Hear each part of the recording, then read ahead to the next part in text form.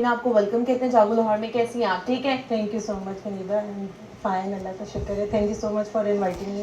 Doctor Samina, anaemia के हवाले से ये हमल के दौरान ख़ास तौर पर कहा जाता है जी, प्रेगनेंसी हो गई है और अब ख़वातीन में ना ब्लड की कमी होना शुरू हो गई है, तो ये क्या वजह होती है कि जैसे ही प्रेगनेंसी होती है तो ख़वातीन में खून की कमी होना शुरू हो जाती है? जी, ये बहुत ही एक इम्पॉर्टेंट टॉपिक है जिसके ऊपर हम आज डिस्कशन करने लगे। पाकिस्तान में इसका जो इंसिडेंस है, अगर मैं बात करूं तो हर 100 में से 70 ख़वातीन इस वक्त एनीमिया का शिकार है। अच्छा, ठीक है। चाहे वो आप उसको क्यूमुलेटिव इफेक्ट ले लें कि रूरल एरियाज़ में, गांव वाले इलाकों में और शहरों वाले इलाकों में 30% से लेकर 70% ख़वातीन जो हैं वो अनीमिया का शिकार हैं। इसकी बहुत सारी वजूहात हैं। सबसे पहले तो मैं ये बताना चाहूँगी कि अनीमिया किस कट ऑफ के ऊपर लोग अपने आप को या पेशेंट अपने आप को लेबल करे कि वो अनीमिया का पेशेंट है। अगर उसकी हीमोग्लोबिन जो खून की मिकदार पे वो टेस्ट कराता है, सीबीसी की एक सिंपल टेस्ट कराता है और एचपी की रिपोर्ट उसकी लेस देन 11 ग्राम्स 11 ग्राम से कम आती है, 11 ग्राम पर डेसीलीटर से कम आती है, तो दिस मीन्स कि वो अनीमिया का पेशेंट है। अब उसमें फिर डिफरेंट उसकी टाइप्स हैं और उसकी कैटेगरीज हैं कि वो कितने पे फॉल करता है, माइल्ड, मॉडरेट और सीवियर फॉर्म पे डिपेंड करता है। और अनीमिया इन प्रेगनेंसी की बहुत सारी वजूहात होती हैं। हमारे मुल्क में जो सबसे ज़्यादा कॉमन है उसमें तो एक तो सबसे ज़्यादा multiple births, people keeps on producing children. कोई कॉन्ट्रासेप्शन का इतना ज़्यादा कॉन्सेप्ट नहीं है कि हम ये कहें कि जी लोग ख़ानदानी मनसूबाबंदी के तरीक़ों पर अमल नहीं करते, जिसकी वजह से हर साल एक बेबी बॉर्न हो रहा है, ठीक है, और उसकी वजह से 10 बेबीज़ 9 बेबीज़ ख़वातीन में खून की कमी होती ही चली जा रही है। ऐसे ऐसे पेशेंट्स रिपोर्ट होते हैं जो कि 5 HB के साथ, 6 HB के साथ, 7 HB के साथ। अब ये सिर्फ माँ के लिए डेंजरस नहीं है, ये बच्चे के लिए डेंजरस है। पूरी फैमिली एट रिस्क चल रही है, मदर भी रिस्क पे है, बेबी भी रिस्क पे है और फैमिली भी रिस्क पे। किस तरह के रिस्क जो है ना, ये अगर आप अनीमिया होते हैं, जैसे आप कह रही हैं कि 5 के साथ भी प्रेजेंट हो रही होती है खवातीन जो है, अगर 5 आपका HB लेवल है, हीमोग्लोबिन है, ये 7 है या इवन दो के 8 भी है, तो किस तरह के प्रॉब्लम फेस करने पड़ सकते हैं मदर को भी और एज वेल एज बेबी को भी? बहुत सारी चीज़ें जो पेशेंट्स को नोटिस करना चाहिए अगर उन्होंने अपना टेस्ट नहीं कराया। सपोज वो HP का टेस्ट नहीं कराया, बट वो ये उन्हें फटीग बहुत ज़्यादा फील हो रही है, हर वक्त वो थकावट महसूस करती हैं, या उन्हें फील होता है कि उन्हें बहुत ज़्यादा चक्कर आ रहे हैं, या हर वक्त दिल करता है कि वो लेटे रहें, या कोई भी काम करने को दिल नहीं करा, तो मेक श्योर करें कि उन्होंने अपना CBC का टेस्ट कराया। ठीक है। और अगर उसमें CBC के टेस्ट में, ये तो एक बिल्कुल सिंपल सी चीज़ है जो हर वो करा सकते हैं, इजीली करा सकते हैं। हाँ। और ये वो सिंपल सिम्टम्स हैं जो कि एक नॉर्मल बगैर प्रेगनेंसी के भी अगर ये सिम्टम्स हैं तो आप अपना HB का टेस्ट करा लें।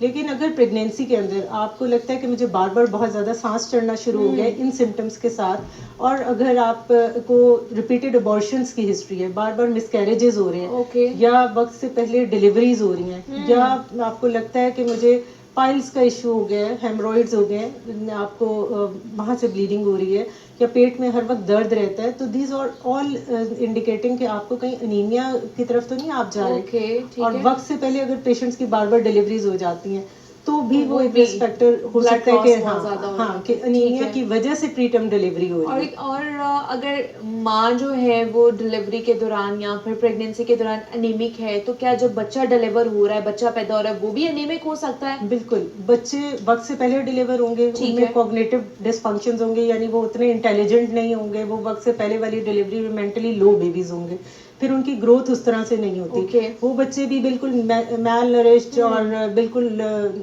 हर लिहाज से हैंडीकैप्ड आप समझे उन बच्चों को। तो वो माँ सिर्फ एट रिस्क पे नहीं है, बेबी भी एट रिस्क है। तो अनीमिया एक बहुत ही डेंजरस, आप सोचें कि मदर और बेबी दोनों की लाइफ डेथ भी हो सकती है। अनीमिया इतना डेंजरस है। अगर 5 HB है, 4 HB है, या आपको अनीमिया माइल्ड टू मॉडरेट भी है, अगर आप डिलीवरी के दौरान ब्लीड कर जाते हैं, जिसे हम पोस्टमार्टम हेमरेज कहते हैं, उधर डिलीवरी और उधर खून ना रुका और आपको ब्लीडिंग होगी, आपकी बॉडी में इतने रिजर्व्स ही नहीं है कि आप अपने आप को कूप अप कर सकें, तो मैटरनल मोर्टेलिटी रिपोर्ट हो जाती है, हार्ट फेल हो जाता है पेशेंट्स का। तो इसलिए इस चीज़ को इतना लाइट नहीं लेना चाहिए। और हमारे कंट्री में तो इतना ज़्यादा प्रेवलेंट है, हमारा ये ख्याल है कि जी हमने हर चीज़ को ओवरकम कर लिया है, बट ऐसा नहीं है। Still the patients are going on. तो क्या ये अनीमिया की वजह से या खून की कमी की वजह से फिर जो रेशो है ख़ास तौर पर ऑपरेशंस की या C सेक्शंस की, वो ज़्यादा बढ़ती जा रही है, उस साइड पर जाते जा रहे हैं हम लोग?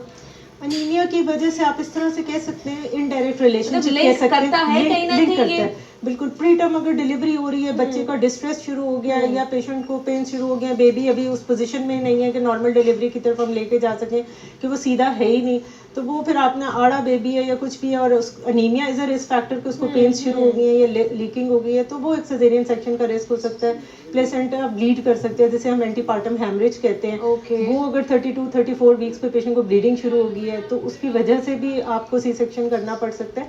सी सेक्शन की तो मल्टीपल वजूहात हो गए हैं, कुछ ऑन डिमांड होना शुरू हो गए हैं, कुछ जो आप बात कर रही थी कि कुछ लोग फाइनेंशियल डॉक्टर्स का भी थोड़ा सा एलिमेंट आ गया है, कुछ इसमें रिस्क फैक्टर्स भी बहुत सारे आ गए कि जिनमें ज़रूरी है कि आपने हर हाल में सी सेक्शन ही करना है in order to save the life of the mother and the baby.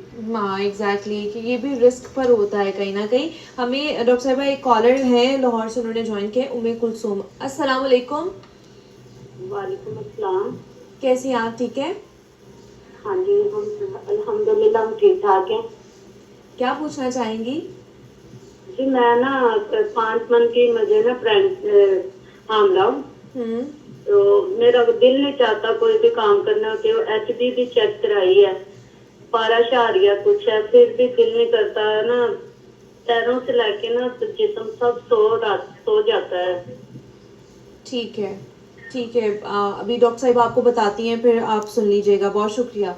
5 months pregnant है और HB भी मेरे ख्याल से ठीक है, 12.5 या समथिंग ऐसा है, बट शी सेइंग कि वो बहुत ज़्यादा फटीग भी होती है और सो भी जाता है पाँव से लेके पूरे जिस्म।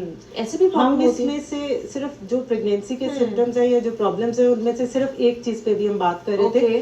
देयर आर मल्टीपल रीजंस जिसकी वजह से ये सिम्टम्स हो सकते हैं। सही। अगर इनका HB ठीक है तो इनको अपना कैल्शियम लेवल कराना चाहिए, विटामिन D लेवल कराना चाहिए, इनको अपना विटामिन B12 लेवल कराना चाहिए। हमने ये देखना है कि कोई और रिस्क फैक्टर तो नहीं है कि जिसकी वजह से ये प्रॉब्लम्स आ रही हैं। फिर इनकी डाइटरी हैबिट्स कैसी हैं, ये अपनी खुराक क्या ले रही हैं, ज़रूरी नहीं है शुगर लेवल तो नहीं बार बार फॉल कर रहा, सिर्फ HB नॉर्मल होने की वजह से आप ये नहीं कह सकते कि इंसान बिल्कुल फिट है। जब आप मल्टीपल टेस्ट कराते हैं तो फिर उसमें भी प्रॉब्लम का पता चलता है। एक और बहुत इंपॉर्टेंट बात, सॉरी मैं कहना चाहूँगी, दूसरा हमारी जो पॉपुलेशन है उसमें थायराइड डिसऑर्डर बहुत कॉमन है। तो थायराइड फंक्शन टेस्ट एक ज़रूर अपना कराएं, दैट इज TSH लेवल। ठीक है, उससे भी हम यहीं से बात करते हैं कि थायराइड का भी क्या प्रॉब्लम